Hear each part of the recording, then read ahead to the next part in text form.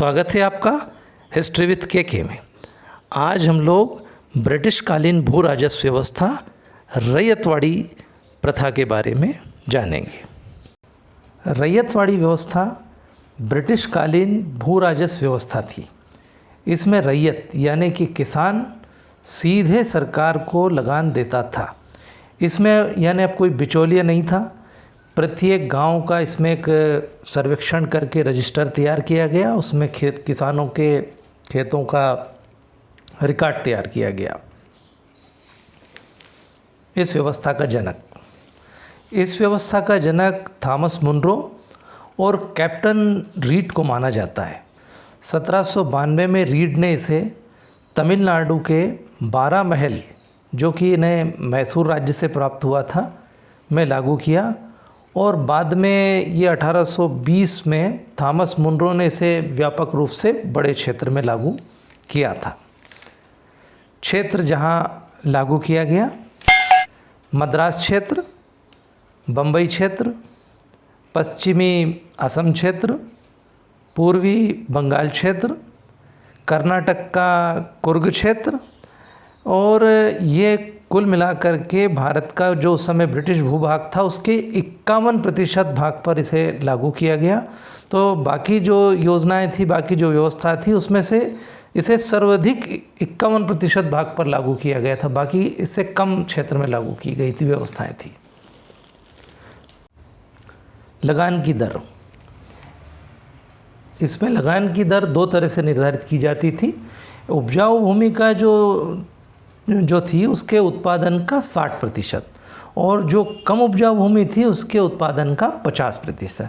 तो हम निष्कर्ष रूप में कह सकते हैं कि ये जो लगान की दर थी वो लगभग 25% थी।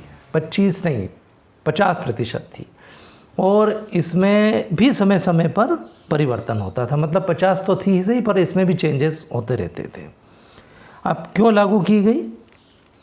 अंग्रेज़ों का मानना था कि इन क्षेत्रों में बड़े जागीरदार नहीं है, इसलिए राजस्व इकट्ठा करना थोड़ा कठिन कार्य है।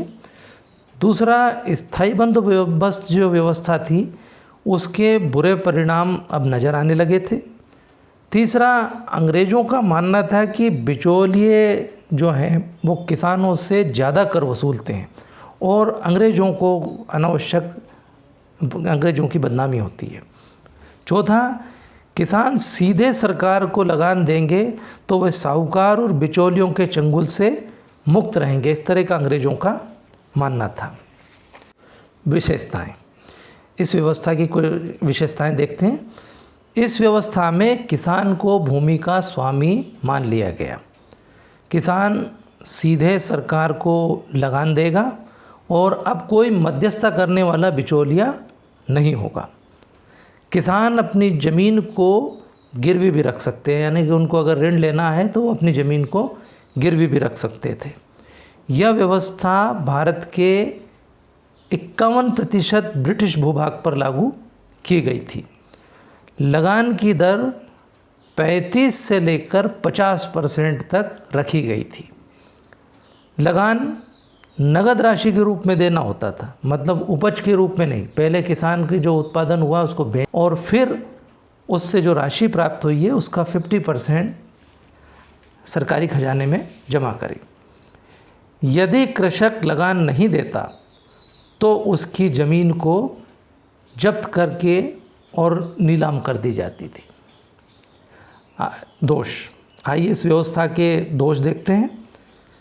नंबर 1, लगान की दर बहुत अधिक थी। मतलब 50% लगभग लगान लिया जाता था, जो बहुत ज़्यादा था। इसके अलावा बाढ़, सूखा, अन्य प्राकृतिक आपदा के समय भी किसानों को किसी प्रकार की कोई राहत नहीं दी जाती थी। इससे क्या हुआ? किसानों की आर्थिक दशा अत्यंत ही दयनीय हो गई। परंपरागत खेती व्यवस्था नष्ट हो गई।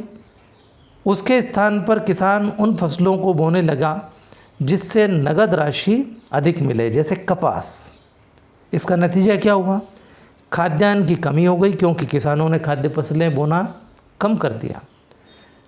इसके कारण जगह जगह कृषक विद्रोह होने लगे। आशा है इससे आपको रैयतवाड़ी भू राजस्व व्यवस्था समझ में आ गई होगी। Thank you.